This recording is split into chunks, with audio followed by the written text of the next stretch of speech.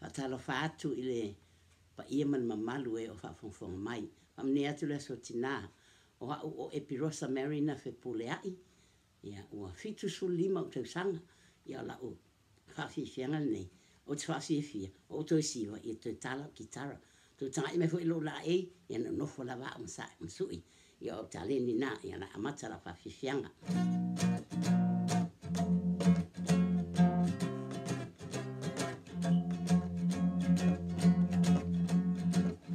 O kare kare ana na waiuro torua fiti atu koi hine marino ana e hine o ki maira hamatea hau i te aroha Tuki takureta Uku atu takuruni E ki te aroha Raru raru ana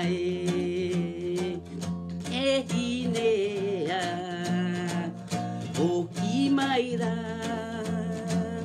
Hamatea hau Te aroha Isa isa ulangi la sadina No nurako au narara wakina Kava peka ko au mai isakara No nurako au nasena milasa Isalei No ngurarawa Isakara voto e na mitaka Pau na numa Na nonu doulasa Mai suwa na numa tikona Mai suwa na numa tikona Kula hakan mang Samoa. Le manu Samoa yang maluun fai. Le manu Samoa yang maluun fai. Le manu Samoa le nei wa o sau.